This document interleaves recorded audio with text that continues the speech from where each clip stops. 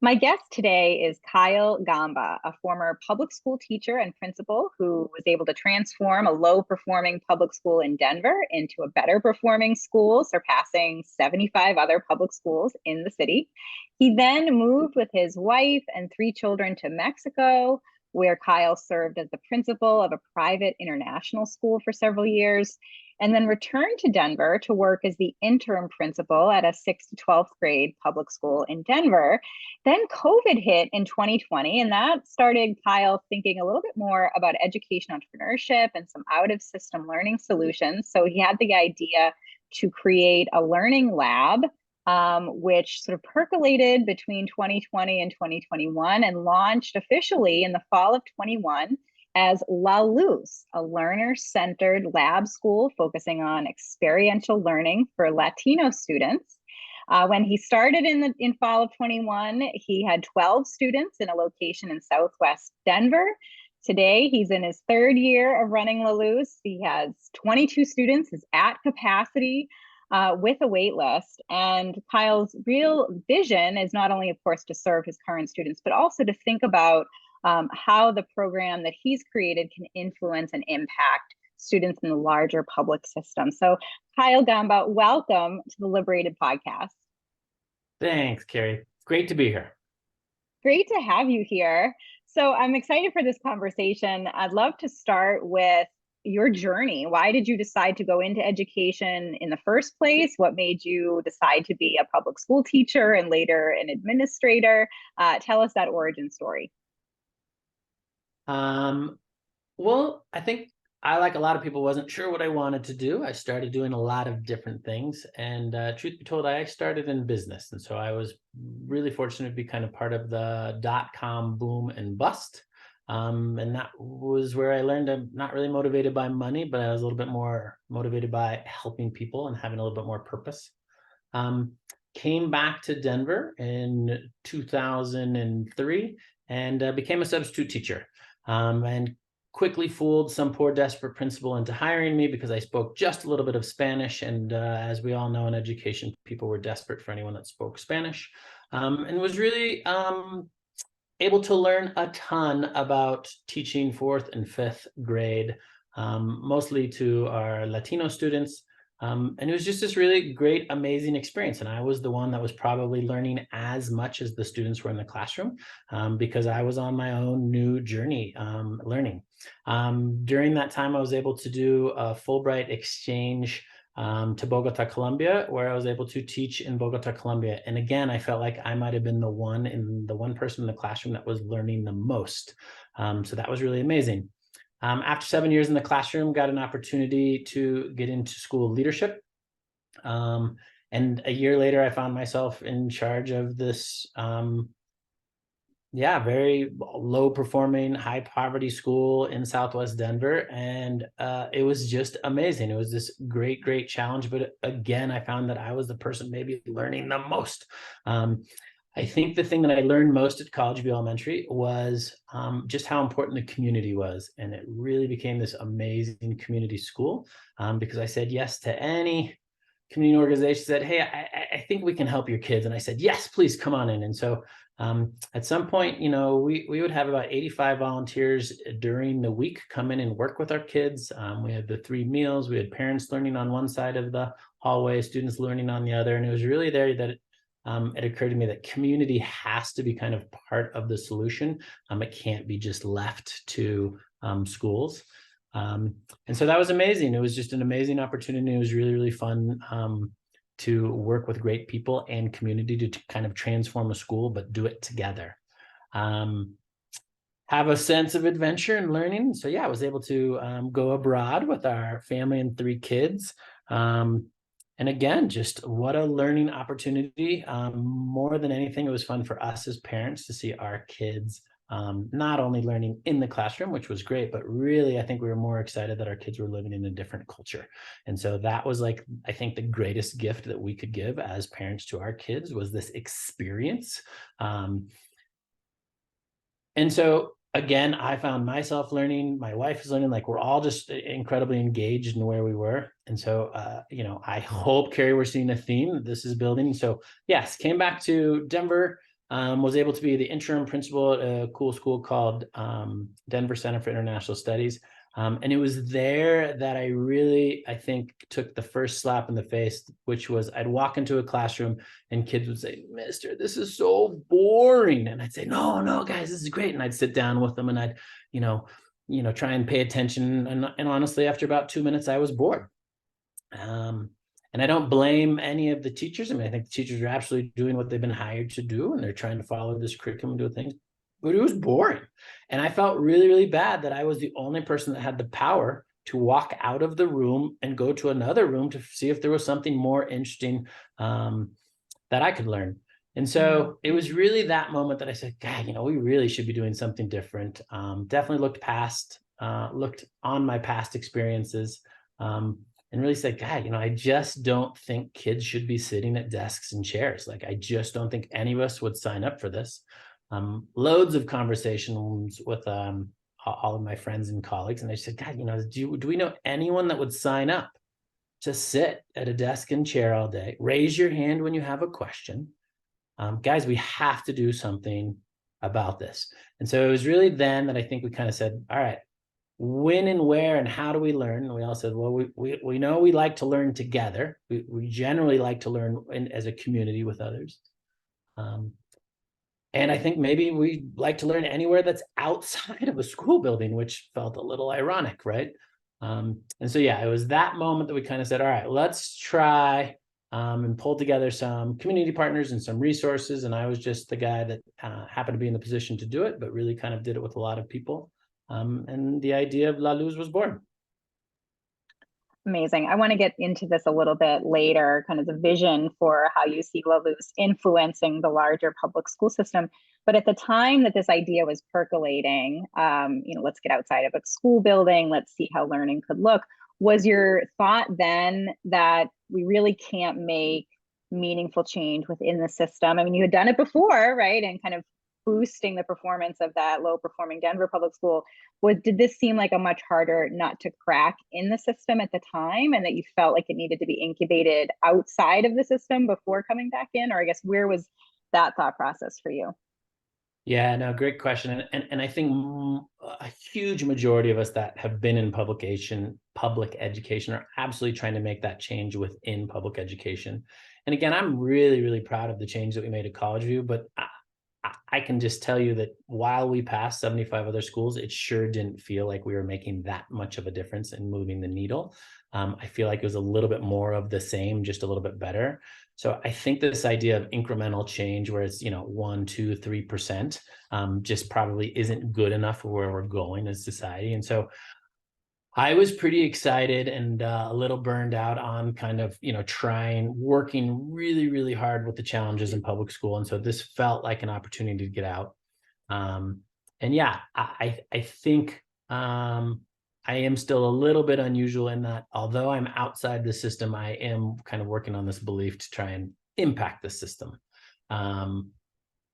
I do think the thing that I've learned just over the course of the kind of doing this for 3.5, 4 years, you just have the flexibility. You can be nimble, you can pivot, you can do all of the things that you want and need to do as a learning organization. And I think, unfortunately, often in public education, it's just most people are hamstrung a little bit by all of the constraints. Yeah, so you took that, kind of first intense COVID year, the 2020 to 2021 academic year, when many public schools and private schools were closed, to think about how you were going to open La Luz in the fall of 2021. So aside from obviously the challenges associated with COVID, what were some of those big challenges that you encountered in the startup phase, or sort of going from idea stage to startup phase during that planning year? Yeah, and I'm sure anyone that's an edupreneur or has kind of tried to start this, it might be the first thing that they come to their mind, but it's just this idea of money, right? I mean, and can you somehow continue with the lifestyle you're doing while you're being an edupreneur? And I was blessed. I was blessed very early with one gentleman that believed in me, and he said, my organization can give you $75,000. And with that, I had one student signed up, and I thought, goodness, we're going to change the world with $75,000 in one student, and this is kind of the beginning. And so I think there's also a little bit of ignorance as you start something, right? I mean, so I think as most of us know that have started something, you don't know all of the challenges in front of you because you just don't know what you don't know. And so I think one of the things I continue to kind of struggle with here in year 3 is just all of the things that maybe I don't have great experience with. And so just trying to learn on the go. I would also say that's maybe the greatest part about the starting your own thing is just all of the learning. But yeah, I don't think many of us that came from public education know how to do, all of the things that we probably need to do to run small organizations. But yeah, the greatest challenge right off the bat to me was funding, and then convincing some parents this is, a new approach. Because let's agree, some guy who has an idea, that's nice, but I'm working with what I think our family's most important resource, which is their kids. And so to get the honor and trust to work with kids in something that's very, very new, like that was a huge responsibility. Yeah, so let's hear more about that, Kyle.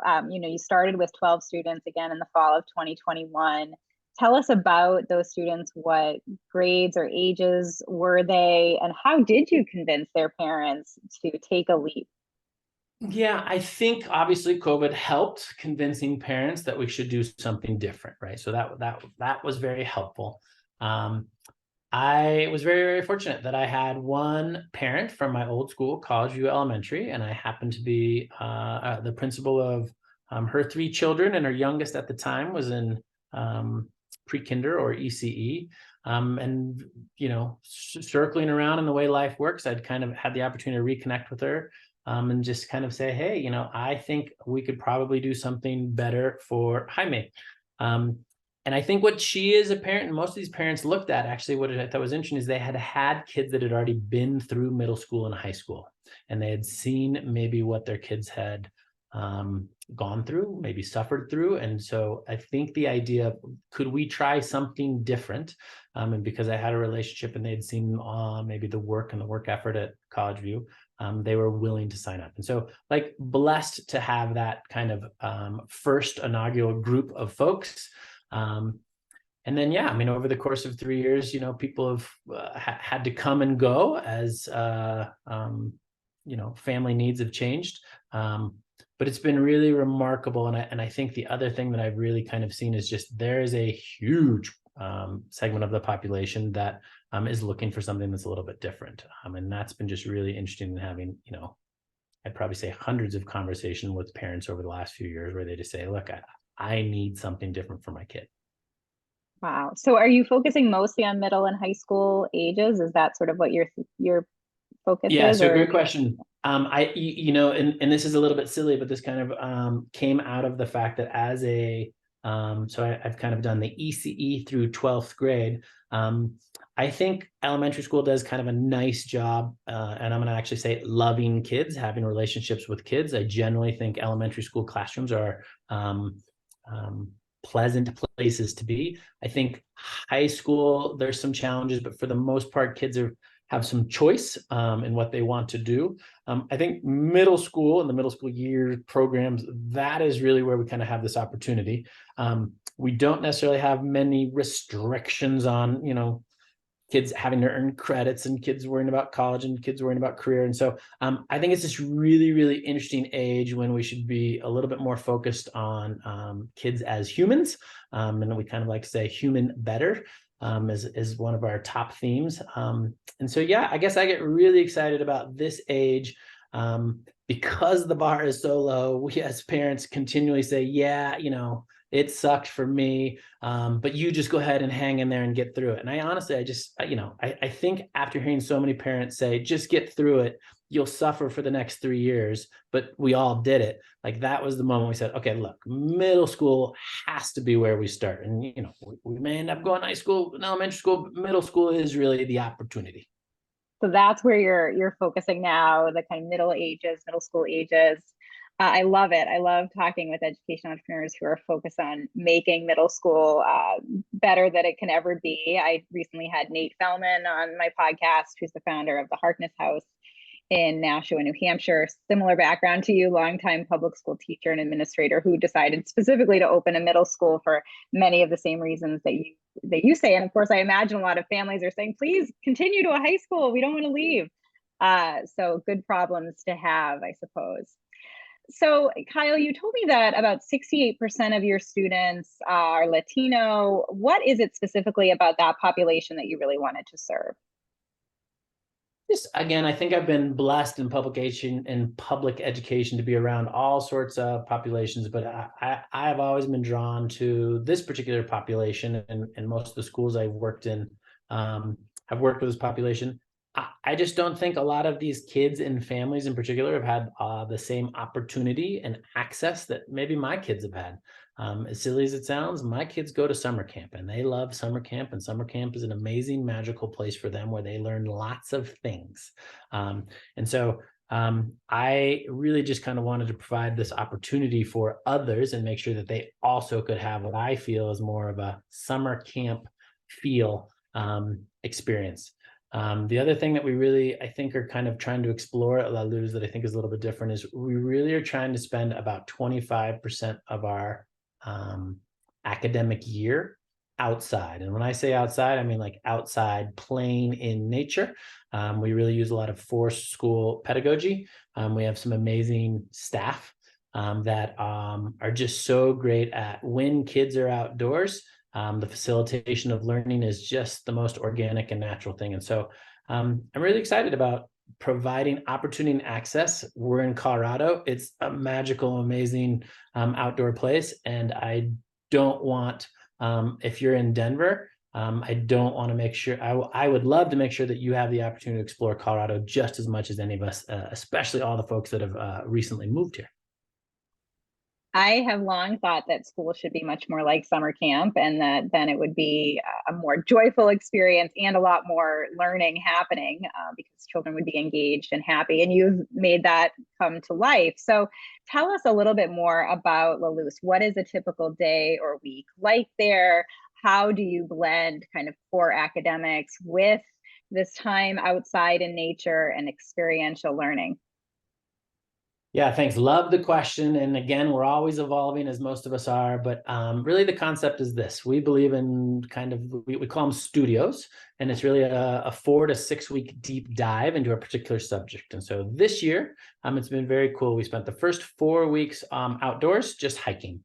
And our kids kind of culminated with a 2-night overnight at a hut here in I'm just outside of Leadville, Colorado, and it was this great challenge for kids to put on backpacks and climb, 3.1 miles to the hut. And again, just to see the joy and the sense of accomplishment, like you're doing something well for kids, right? Our next 6 weeks, we went to the Denver Zoo, and the beautiful part about the Denver Zoo is they've been our partner for the past 3 years, and we have a classroom at the Denver Zoo. And so we really do kind of believe in going back to the community as that's where we think kids should be learning. And so we co-create learning experiences with amazing community partners, and then our kids get to dive deep into those particular experiences with those community partners. And so, yes, for 6 weeks, we're at the Denver Zoo, really learning kind of anything and everything about conservation. And they really get this opportunity to find out what conservation means, not just to the animals in the zoo, but what it means for the local community. And so it was amazing. Our kids then spent 2 weeks doing a deep dive on energy. And so what's amazing is just how many resources are in the community that can help our kids learn. The homeschool families figured this out a long time ago. Those of us coming from public education were a little bit familiar with the one-day field trip, but other than that, I think we really kind of made the shift to community being the place that we should be learning. So I got to tell you, when I see my kids we have a local museum called Wings over the Rockies, and they're learning all about airplanes and lift and flight and energy. Like that is this amazing experience. Follow that up the next day by going to a transportation museum where they learn about engines and cars and trains. And so just the learning experience that's happening in the community is amazing. They're currently designing the city of the future to be in something called a Future Cities competition. So they're spending 6 weeks at various places around the metro area. And it's just been really, really amazing to see how much they are learning in what I think is just very authentic ways. We'll continue to go to another 6 weeks at a place called History, Colorado, where our kids will be downtown. They'll be a block from our state capitol, 2 blocks from our city and county building. And so not only do they learn in the museum, but they will be in the capitol for like 6 weeks learning how government works. And so the concept is really, how do we get out into the community and use the community as our greatest asset and resource? And that part's been amazing. So from 8 to 10, Carrie, to answer your question more specifically, our kids are at school in a classroom learning in what could be a little bit more of a traditional environment, but then from 10 o'clock to 2:30, we are out in the community learning. And when someone says like every day, the goal is every day. A field trip every day, mister? Yeah, every single day we need to get out and learn, because I actually think that's how we learn. Well, and you mentioned homeschoolers before as kind of figuring this out decades ago. It sounds like you're incorporating some of that thought process in La Luz as well, where you can get through your core academics in a relatively small amount of time each day, and then the real learning takes place outside of the classroom with these hands-on experiences and field trips and so on. So how are you measuring outcomes? That's often a question I hear from people interested in alternative education. You call yourself a lab school. I often interview micro school founders and pod founders. Obviously, joy and community immersion and collaboration with community partners are key outcomes. But how else are you measuring success? Yeah, I think that part's tricky. And I think what's interesting to me is I have a doctorate. And so I have been through this whole measurement piece. And measuring is very, very tricky as soon as we kind of get to these non-traditional learning environments. And so while I know this has been, a challenge for the last 10 years, I do think one of the things we're looking for is we're looking for partnerships so we can help measure, but measure kind of a little bit more of the long term. So over the course of 3, 4, 5 years, what does growth look like? If I had to answer the question specifically right now, I'm going to say very specifically that our families are choosing to stay at La Luz, and our families are choosing to re-enroll at La Luz, and our wait list, I think, kind of speaks for itself in that families want this very much for their kids. And so they're willing to take a, again, risk on something that is non-traditional.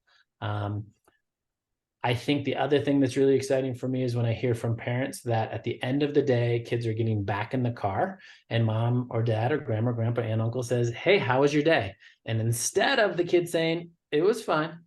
What'd you learn?" "I didn't learn anything." Like what I think is happening in a majority of cars around the United States, kids are really engaging quite enthusiastically about all that they learned. And so like that to me right now is this huge piece. And I love just kind of hearing our parents tell us these kind of stories about how, you wouldn't believe it, but my kid thought yesterday was the best day that he's had in school so far, and this was the best part of it. And they talked, during the whole entire dinner about their day. And so like that, Carrie, to me is like, okay, we're doing things right. And at the same time, I know in order to impact the system better, we actually have to really work on this measurement piece. And I'm going to say this, I actually think it's a little bit of, I think traditional education needs to shift in their measurement practices. And we as kind of edupreneurs and micro schools and lab schools, we probably also need to update our practices and meet somewhere in the middle so that we can all kind of grow together. So Kyle, you mentioned access as being a key priority for La Luz. Tell us how that works. You're obviously a private school, tuition-based, but how are you ensuring access for your program? Aha, CC Carey, this is the fun part. You think I'm a private school and you think I'm tuition-based, but we are actually, I'm a public school guy. So I don't think I don't think people should have to pay for school. I think, a good education is everyone's right. And so we are actually, I work very, very hard with fabulous people, foundations, individual donors, et cetera, to raise the money to run this program because we want to be a tuition-free school. We are Yeah, I like to consider us an independent school, not so much private, not so much public, but somewhere probably right in between. Um, and How would yeah, you, what do you think is the difference between an independent school and a private school? Because I would use those terms interchangeably. So I'm curious what you yeah, no, and think. that's fair. And this is just me coming from public school and not really wanting to be a private school where people have to pay. And so this is my own values kind of coming and saying, look, we don't want to be a private school because the average cost of a private school is very, very high, and so we just don't want to scare anyone away. So I really think we are in this very interesting space. Of that. We are independent. We're actually currently located inside a Denver public school building, even though we are not affiliated with the Denver public school system. But because they know that we are really kind of working to transform a system, we are blessed to be provided with this space. And so that's a little bit unusual. The other thing, Carrie, and I know state by state public funding is this great challenge. In Colorado, we are able to working with a BOCES, which is kind of an independent authorizer of schools here in Colorado. We're able to receive some public funding. So we're very excited to receive not a lot, but about half of what we call the PPR here in Colorado. So $6,000 to $7,000 per kid. And so that helps a lot in terms of what we're doing. And so I think the one other thing that I get really excited about is how we're trying to crack the nut on both the funding piece, the public funding piece, and how we work with the system. Because again, like I know many of my colleagues in this space are out of public education and will always be out of publication and never want to have anything to do with public education. But like I really do see I see the majority of our kids sitting in public schools. And so like the reason I'm trying to like pull the moves I'm doing and we're located where we're located is simply so that we can have an impact on the system. Hmm.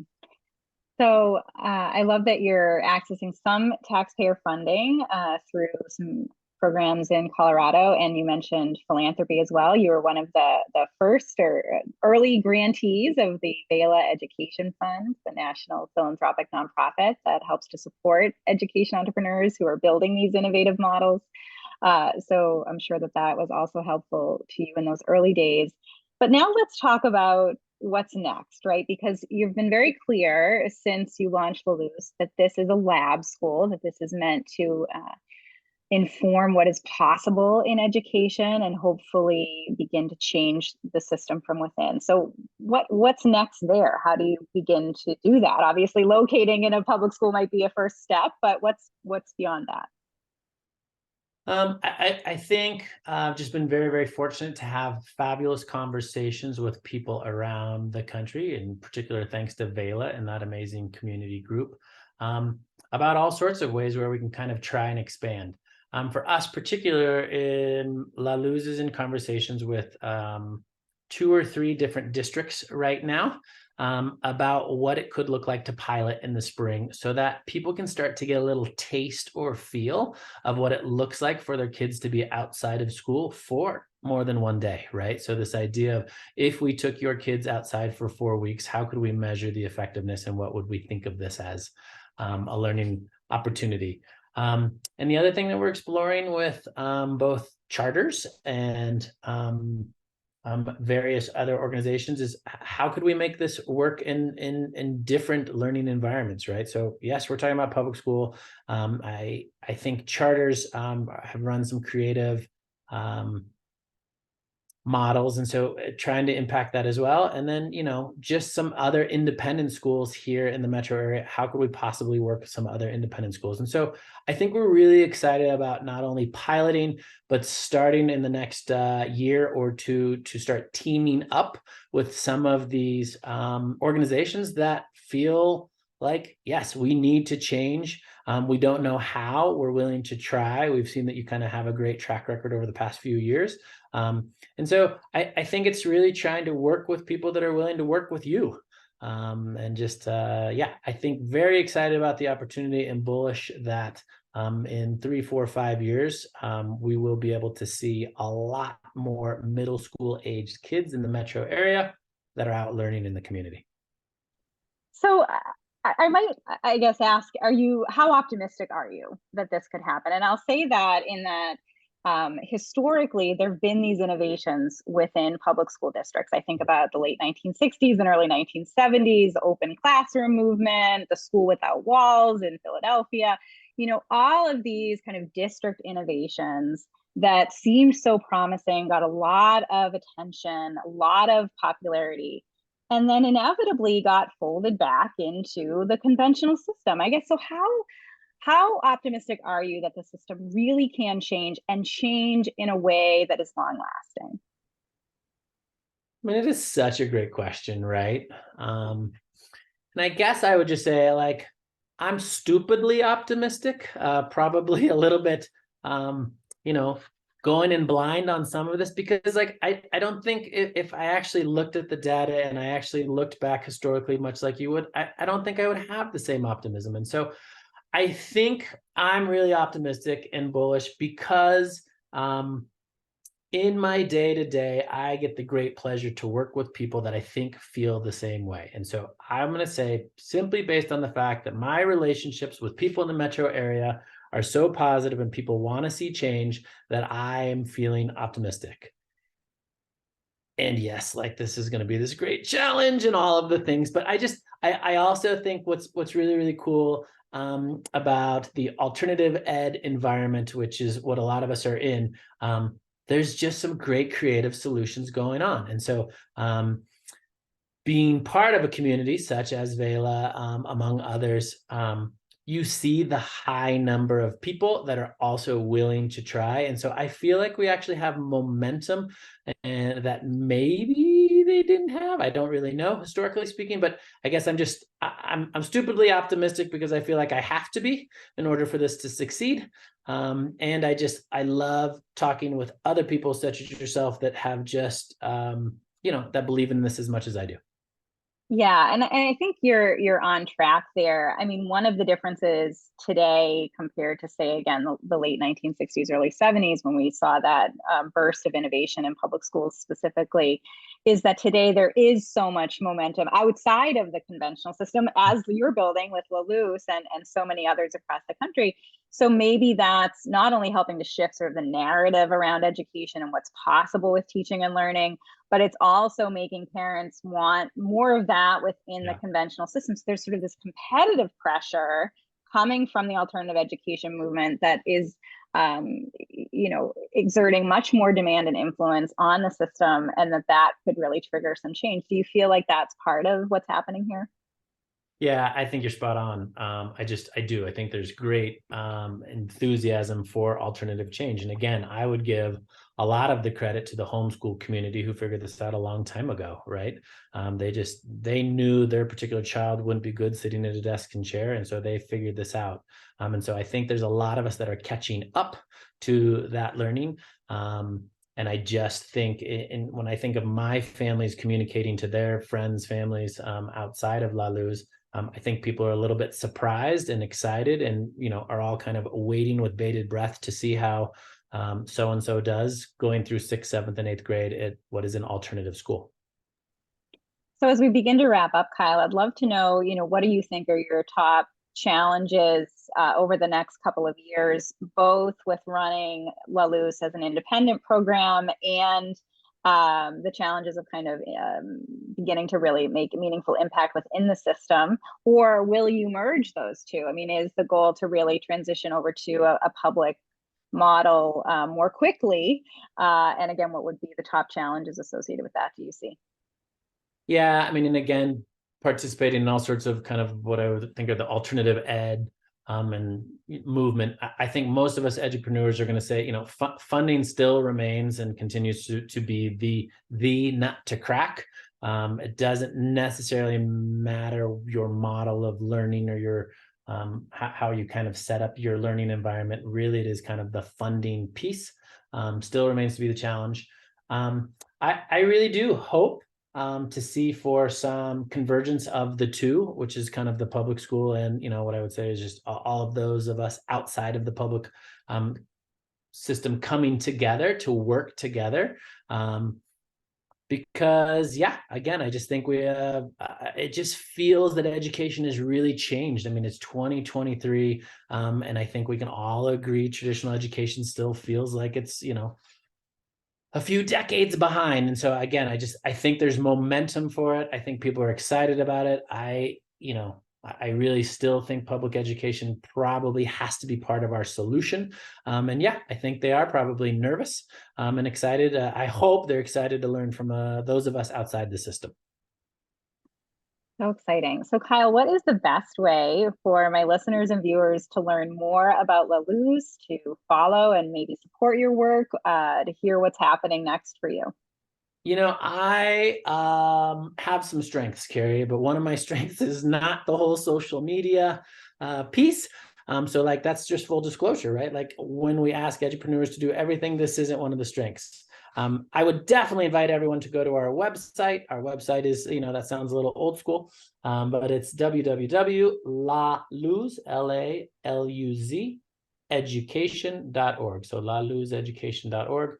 And that's a great place. And I would love to connect with people on LinkedIn. Would love to connect, have people, my email. I'm happy to give my email. Sure. It's Yes. Kyle, Kyle, at laluzeducation.org. And I just love connecting with people and learning what other people are doing. And again, I think that's maybe the reason why I had the gall to go start a school, was because I thought it'd be interesting and I'd learn the most. So yeah, would love to hear from people because would love to learn together. So great. I love your vision, your optimism for the future of education, your ambition. So, Kyle Gamba, best of luck to you. And thank you again for being on the Liberated podcast. Very much appreciation to you for getting all of our stories out there. Thank you so much.